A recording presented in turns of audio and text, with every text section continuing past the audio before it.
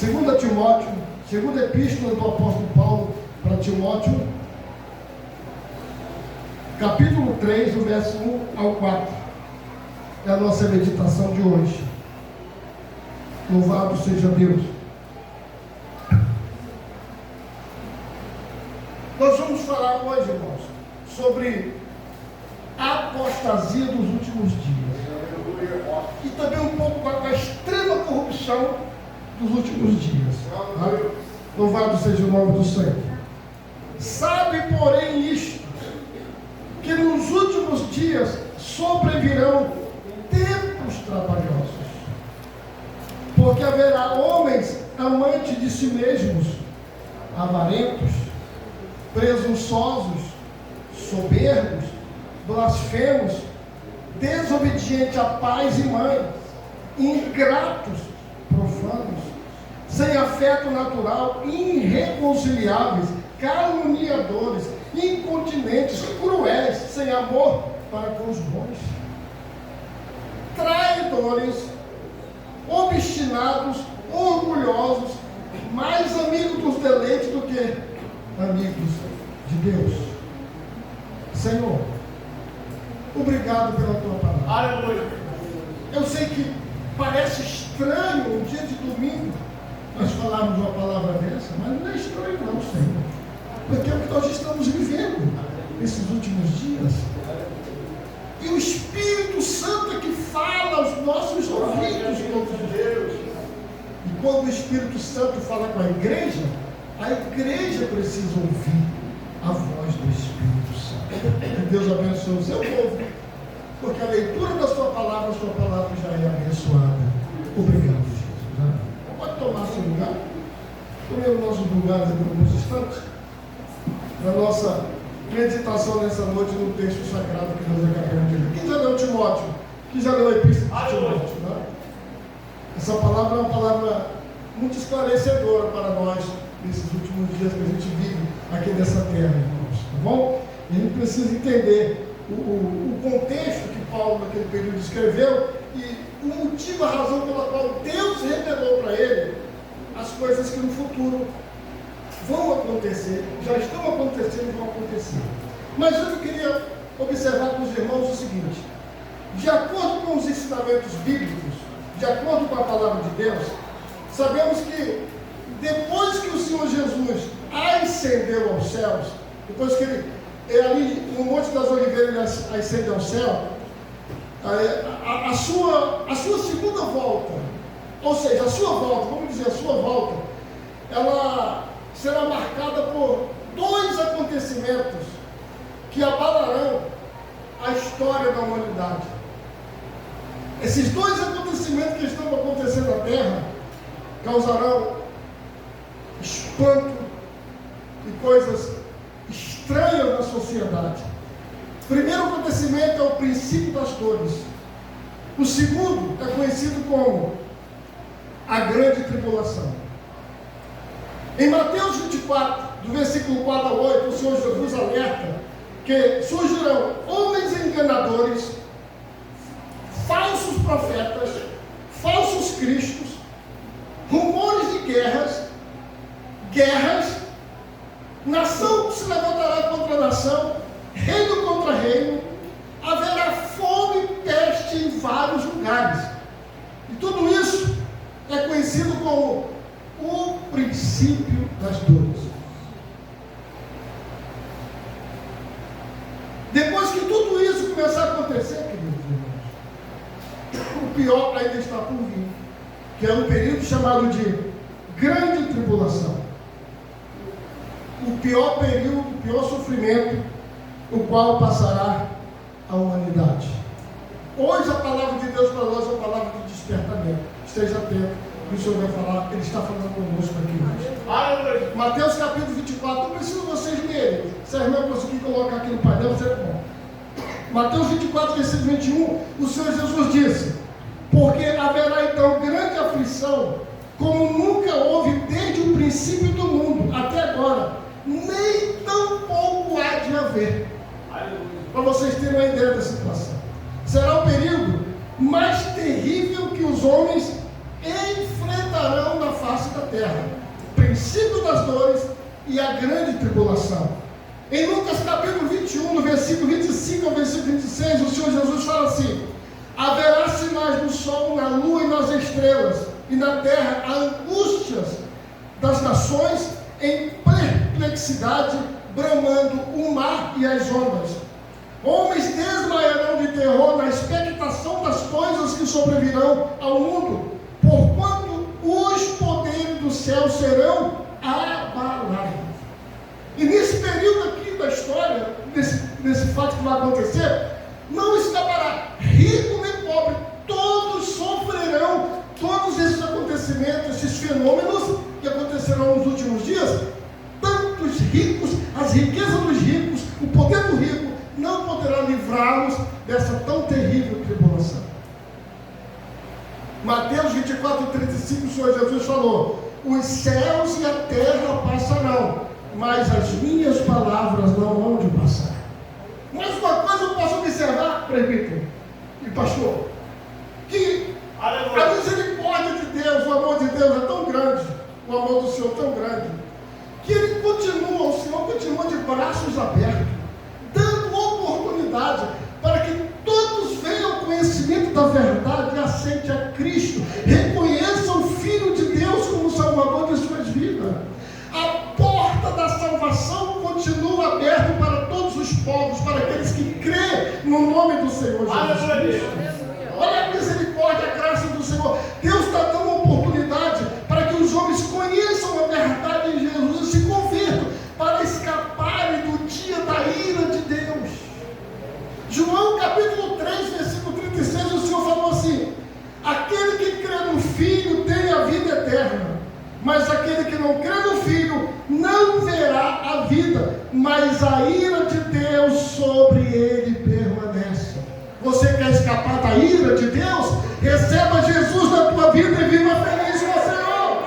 Você quer escapar da grande tribulação? Você quer viver para Deus? Reconheça o Filho de Deus como Salvador da sua alma, porque a ira de Deus não virá sobre a sua vida. Marcos capítulo 13, versículo 33, o Senhor Jesus falou assim, aliás, ele exorta os discípulos a fazerem três coisas do Senhor: olhai, vigiai e orai, porque não sabeis quando será o tempo, quando isso começará a acontecer. Nós não sabemos, irmãos, não sabemos, mas a gente pode perceber e saber uma coisa, ou três coisas, que darão grandes sinais que apontarão para o fim dos tempos. O primeiro, o Evangelho será pregado em todo o mundo, é um grande sinal, o fim dos tempos. Segundo, todos estarão conectados pelas redes sociais. Alguém tem um celular aí acompanhando você? Quem tem um celular, levanta a mão. A maioria das pessoas que estão aqui tem um celular. Se você não estiver com ele aqui presente, ele está na sua casa. É verdade. Louvado seja o nome do Senhor. Aleluia. Todos serão conectados pelas redes sociais. É o segundo grande sinal que aponta para a volta do Senhor. Terceiro, todos serão controlados. O primeiro sinal, Mateus capítulo 24, versículo 14, o Senhor diz: e este Evangelho do Reino será pregado em todo o mundo, em testemunho a todas as nações. E o que acontecerá, igreja? Então virá o quê? Então virá o fim. É o sinal, não é? Agora, observe, esse texto não diz, Mateus 24 e o verso 14, não diz que todos se converterão ao Evangelho. Não. Diz que o Evangelho do Reino será pregado em testemunho a todas as gentes no Evangelho da salvação. Então virá o fim. Agora, cabe a gente ressaltar o seguinte, irmãos, observe isso, observe. Ressaltar o seguinte: o crescimento do Evangelho em todo o mundo, com o crescimento do Evangelho, com a palavra de Deus se expandindo por toda a terra, muitos se apostatarão da fé, se desviarão da verdade, dando ouvido a espíritos enganadores e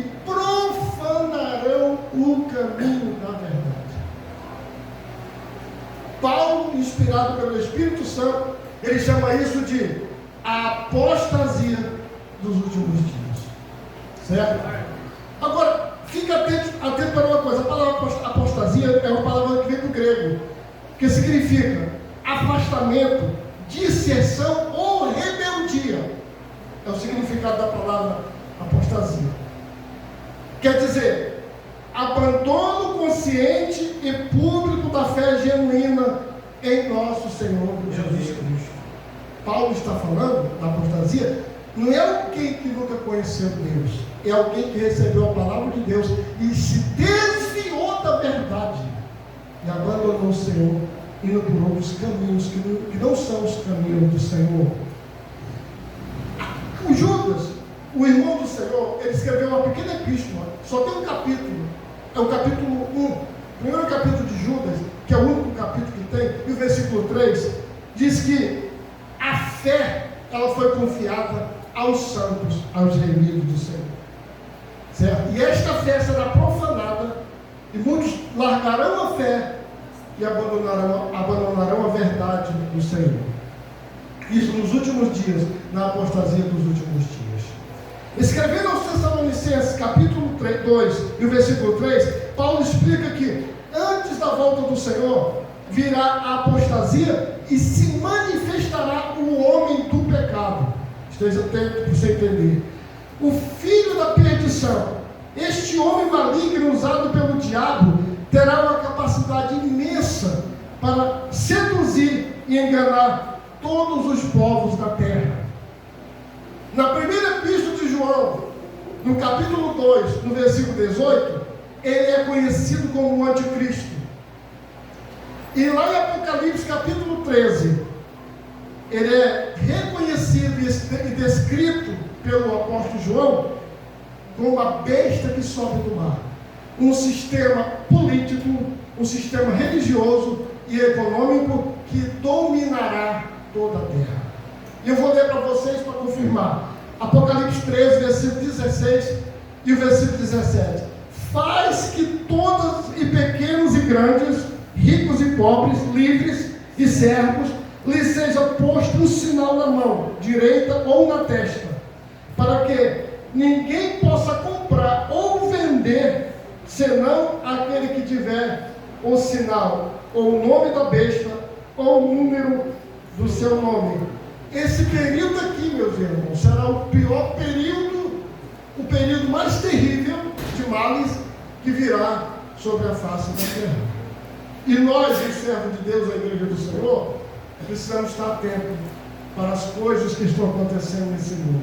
E eu vou destacar aqui para vocês duas coisas interessantes sobre a apostasia dos últimos dias, para a gente compreender o que vai acontecer no tempo final. O que a apostasia procura atacar? Tem várias coisas, mas eu vou destacar duas. Primeiro, a soberania de Deus. É só você observar o que está acontecendo no mundo. Primeiro ponto que a apostasia procura atacar nessa terra é a soberania de Deus. Na carta de Judas, o capítulo 1, novamente, o verso 4, ele escreveu dizendo: porque se introduzirão alguns que já antes estavam escritos para este mesmo juízo, homens ímpios que convertem em dissolução a graça de Deus e negam a Deus, o único dominador e Senhor e nosso Jesus Cristo, Senhor nosso Jesus Cristo.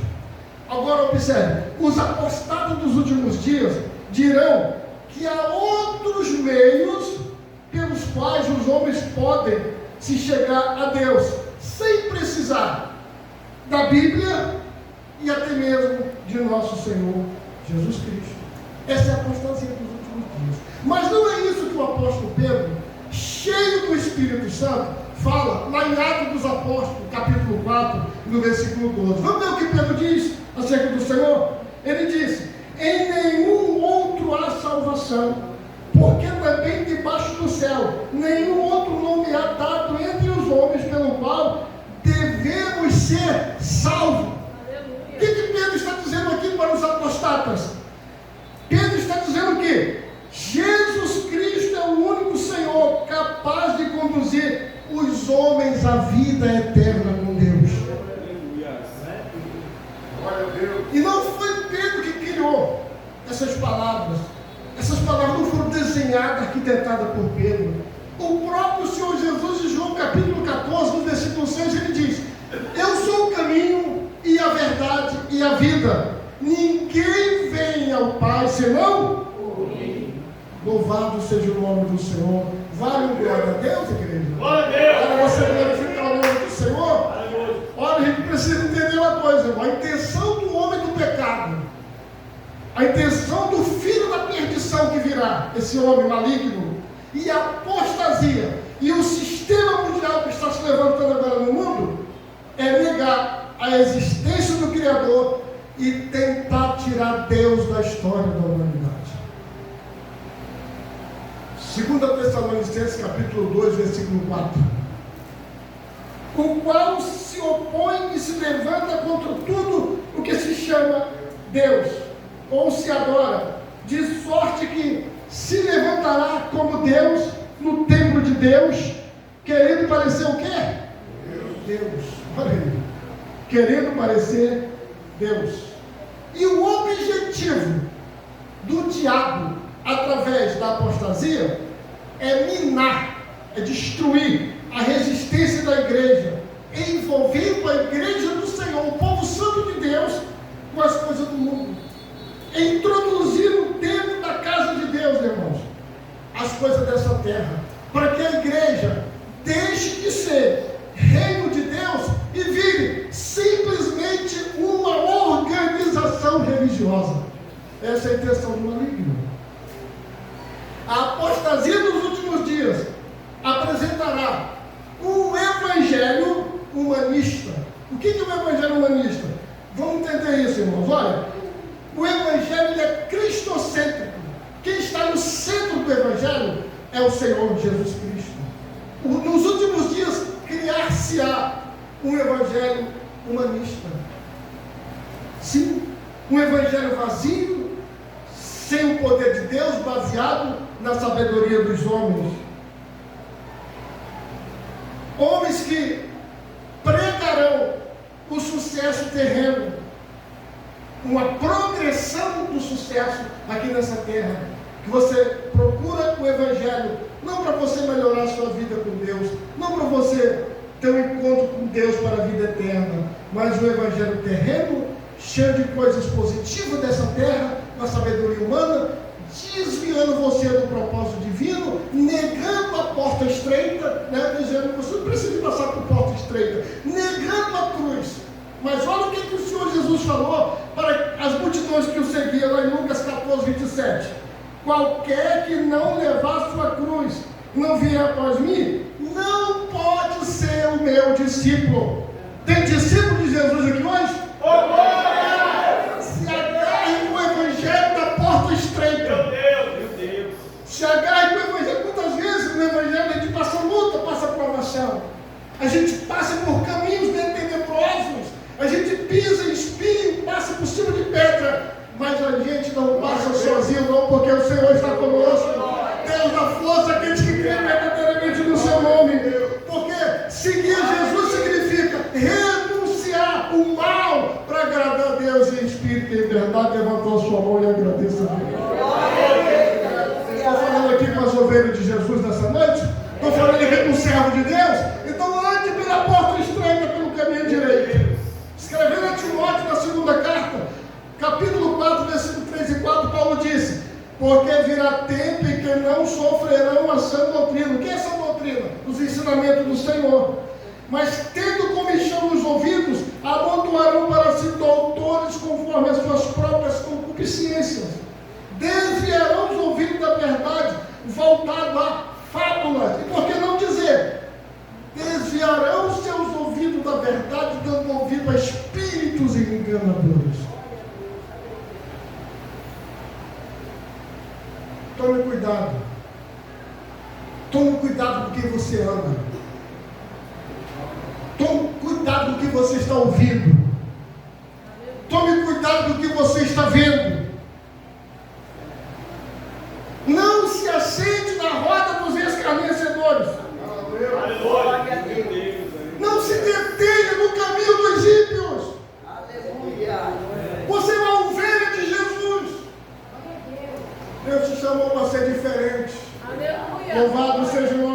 Senhor, você pode até passar luta nessa terra, mas carregue essa cruz em nome do Senhor Jesus, que no final vai ser vitória, no final vai ser bênção de Deus para a sua vida. Sabe por quê, irmãos? Porque no tempo da apostasia, nesses últimos dias que acontecerão tudo isso, aqueles que rejeitam o amor da verdade de Deus não terão direito à salvação. Deus enviará nesse mundo o espírito do erro para que as pessoas acreditem na mentira. Segundo Tessalonicenses 2:11 está escrito: e por isso Deus lhes enviará a operação do erro para que creiam na mentira. Quando Moisés chegou no Egito, Deus permitiu que 2 mágicos se apresentassem diante dele, imitando os sinais que Deus estava fazendo através de Arão e Moisés. Mas era o espírito da mentira que Deus permitiu. No final, de quem foi a vitória? No final, a vitória foi do Senhor, foi do povo de Deus. Deus envergonhou todos os deuses do Egito, mostrou para Faraó que ele é o único Senhor, dominador de toda a terra. Bendito seja o nome do Senhor. O segundo ponto aqui sobre a apostasia, nos últimos tempos, sobre a realidade da volta de Cristo, os escarnecedores dirão e pregarão, negarão, dirão que Jesus nunca voltará. É só você observar os assuntos da internet. De vez em quando aparece um falso profeta dizendo: Jesus nunca voltará. Os que aqui creem e estão esperando a volta do Senhor, levanta a tua mão. Se você ainda está esperando a volta dele, glorifica o nome dele. Alegrar teu coração, dizer: ele volta para arrebatar o seu povo. Ele não nos decepcionará. Ele fez a promessa e ele cumprirá a sua palavra. Ele voltará para buscar o seu povo. 2 Pedro 3, versículo 3 e 4 está escrito: sabe primeiro isto, que nos últimos dias virão escarnecedores andando segundo as suas próprias concupiscências, dizendo: onde está a promessa da sua vinda? Porque desde que os pais dormiram, todas as coisas permanecem como desde o princípio da criação. Esse é o argumento dos apostatas. Esse é o argumento daqueles que caíram da fé. Mateus 24, 37, o Senhor diz que, 37 e 38, que os dias anteriores ao dilúvio, os homens comiam, bebiam, casavam e davam-se em casamento, até o dia que Noé entrou na arca, e não perceberam que veio o dilúvio e os levou a todos. Assim será também a vinda do Filho do Homem. Vocês estão entendendo o que Deus está falando conosco aqui hoje? Tem um propósito de Deus aqui nesta palavra para as nossas vidas. Tem tanta gente desapercebida, irmãos, estão se esquecendo do principal, que é consagrar sua vida para Deus, que é preparar o seu coração para um grande encontro com Deus. A gente se agarra, se apega com tantas coisas dessa vida e esquece da principal: buscar o reino de Deus e a sua justiça em primeiro lugar, e as demais coisas nos serão acrescentadas. Louvado seja o nome do Senhor. Lucas 21, 35, o Senhor falou: virá como um laço sobre todos que habitam na face de toda a terra. O dia da sua volta será como um laço. As pessoas não estarão dando importância, mas eu digo uma coisa para os irmãos aqui, e agradeço a Deus por isso: os sinais que estão acontecendo nesse mundo não é para lhe assustar, para lhe deixar aterrorizado e aterrorizado, não. Porque nós sabemos que ele volta. Agora, Deus quer que você esteja preparado, aguardando a sua volta. Levanta a mão e agradeça a Deus, porque quem prepara é o Senhor. Nós não temos condição de nos prepararmos. E aqui, irmãos, o segundo ponto interessante que eu quero destacar com vocês sobre um sinal da volta do Senhor: todos estarão conectados através das redes sociais. Isso é importante nós sabermos. Em Apocalipse capítulo 11, do versículo 3 ao 13, fala de 2 testemunhas que serão mortos na grande tribulação. Os seus corpos estarão expostos na praça da principal cidade daquele período. E no versículo 9 de Apocalipse 11, versículo 9, João escreveu dizendo: os homens de vários povos, tribos, línguas e nações verão seus corpos por 3 dias e meio e não permitirão que os seus corpos sejam postos em sepulcros. Essas 2 testemunhas que estarão pregando na grande tribulação, eles serão vistos em todo mundo. Quem demonstra isso para nós, irmãos? As redes sociais. Como é que gente de todas as tribos, línguas, raças e nações verão esses 3 homens numa praça? Através das redes sociais. E olha os sinais aí. Meu Deus. Olha a tecnologia avançando a cada dia. Observe isso. E o terceiro grande sinal tem a ver com isso. É justamente, todos serão controlados tecnologicamente. A humanidade estará como se fosse um Big Brother, né? Controlado, vigiado constantemente. Nós lemos aqui Apocalipse 13, através de uma marca, ou na testa, ou na mão. São as redes sociais. E falando das redes sociais, eu queria só recordar com vocês, eu sei que vocês sabem disso, e é importante que a gente relembre isso, que no século XVIII surgiu a Revolução Industrial. A primeira Revolução Industrial, a primeira parte da Revolução, ela estava ligada à máquina a vapor. Olha como isso é interessante. Tendo como carvão como fonte de energia naquele período. Depois do século XIX, teve a segunda Revolução Industrial. Nessa segunda Revolução Industrial, aconteceu o quê? A tecnologia do motor, por explosão. O combustível, como a gasolina, o óleo diesel e o querosene. E a eletricidade era a principal fonte de energia. Século XIX.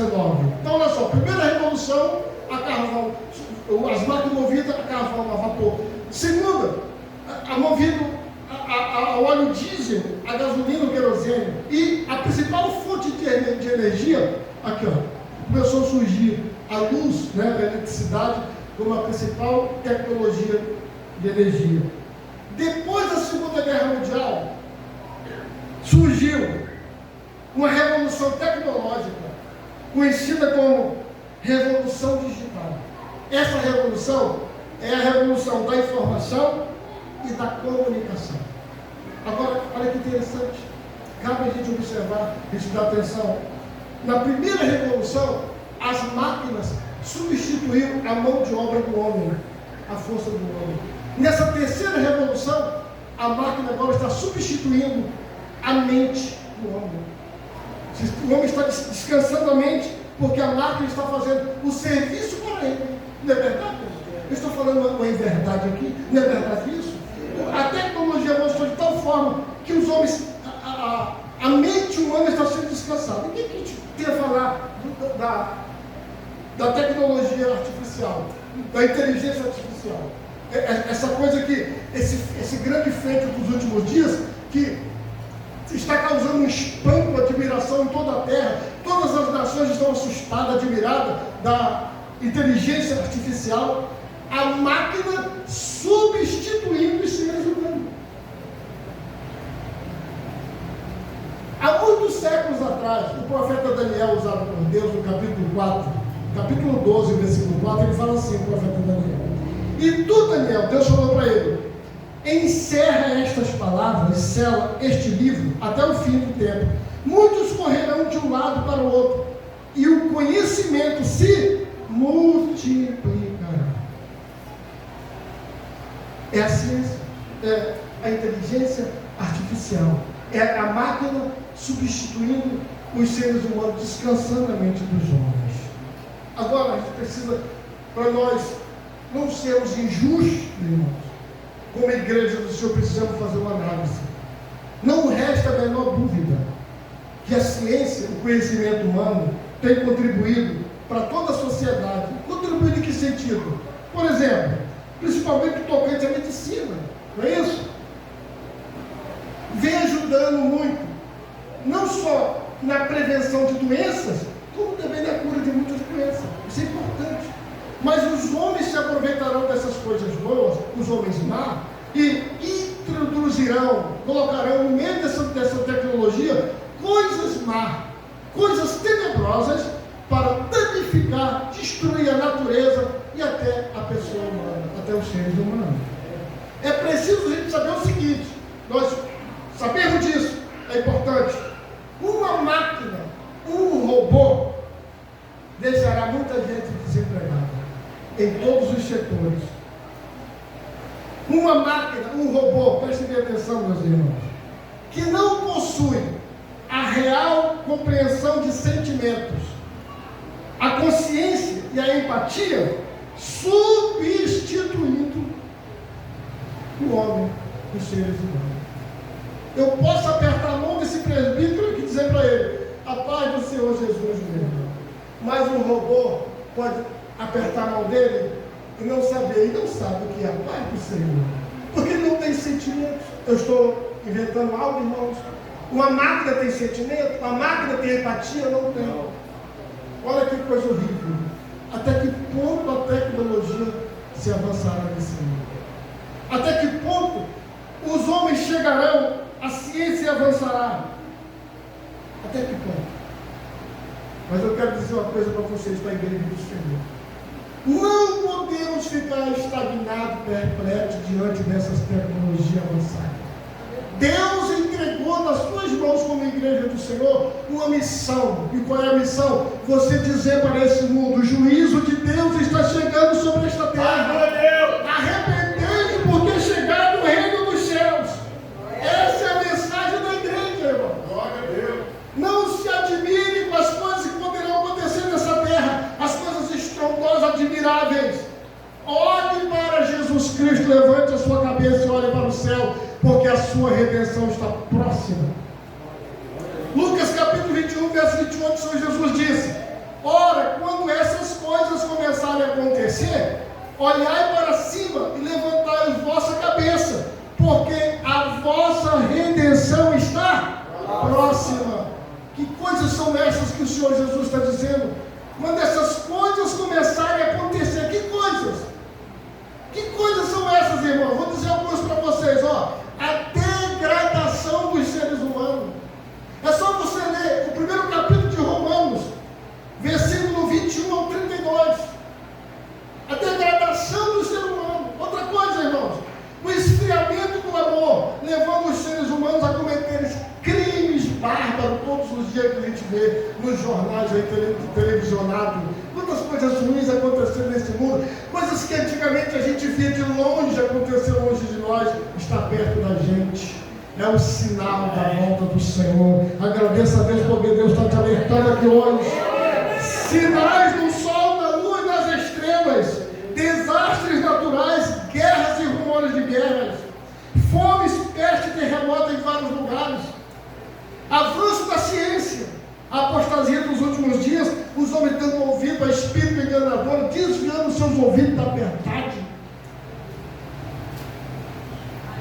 Muitos se apostatarão da fé, deixarão o caminho do Senhor.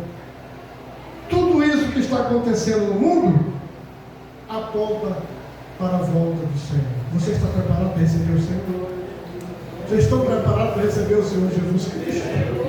Está preparado aí? Levanta a tua mão. É a nossa obrigação estarmos prontos, irmãos, porque os sinais são para o mundo.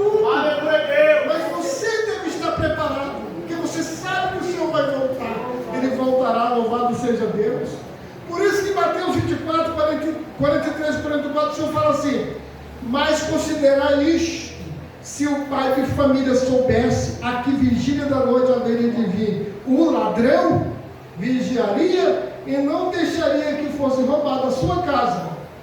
Por isso, estáis vós apercebidos também, porque o Filho do Homem adivinha a hora em que não penseis. Deus nos revela, tá, irmãos? Deus está revelando para nós. A palavra de Deus, a Bíblia Sagrada, revela para nós várias atitudes que nós devemos tomar para estarmos prontos aguardando a volta do Mestre. Eu vou dizer 3 aqui para vocês, tá bom? Por causa do horário. Essas 3 coisas nos ajudarão na nossa preparação, aguardando a volta do Mestre. Primeiro, fuja da corrupção do mundo, abandone o pecado, a iniquidade e viva uma vida de vigilância e de oração por Deus. Você está fazendo isso? Se você não está, comece a partir de hoje. Porque os ventos que estão por vir desse mundo não são bons. Segunda coisa, encorajamos-nos uns aos outros, devemos nos encorajar uns aos outros acerca da volta do Senhor. Hebreus capítulo 10, versículo 25, o Senhor fala assim: não deixando a nossa congregação, como é costume de alguns, antes admoestando-nos uns aos outros, e tanto mais quanto vede que se vai aproximando aquele dia. A nossa reunião aqui tem uma finalidade. Existe uma razão de você estar aqui unido. Você está do lado do teu irmão aí. Você não está aqui para simplesmente por uma aglomeração de pessoas, não. Você está aqui para nós nos comunicarmos uns aos outros na fé, dividirmos nossas dores, nossas alegrias e juntos glorificarmos a Deus na casa do Senhor. Aleluia. Terceiro ponto, sejamos dedicados à obra do Senhor. Você está sendo dedicado à obra de Deus? Você está dedicando a sua vida para o Senhor? Você está dando a tua vida integralmente para o Senhor? 1 Coríntios 15, 58, Paulo diz: portanto, meus amados irmãos, sede firmes, constantes, sempre abundantes na obra do Senhor, sabendo que vosso trabalho não é vão no Senhor. Não deixe que o desânimo, que os afazeres desta vida, desvie o seu coração da palavra de Deus e você abandone o Senhor. Por quê? Porque Deus está voltando. Jesus está voltando para levar o sepulcro. Precisamos estar preparados. E pelo Espírito de Deus, se alguém aqui nessa noite, você se encontra fraco, desanimado, triste, ou que talvez tenha abandonado o caminho do Senhor, hoje é noite do retorno. Hoje é a noite de você reconciliar com o nosso Deus. Porque Ele continua de braços abertos para te receber, te abençoar e te abraçar. Alguém do nosso meio, fique à vontade para você receber novamente essa alegria, essa paz, essa comunhão, essa graça divina que só Deus pode proporcionar para as nossas vidas. Porque sem essa graça, nós não conseguiremos enfrentar as tribulações e as lutas que estão por vir. Levanta a tua mão da glória a Deus e agradeça a Deus.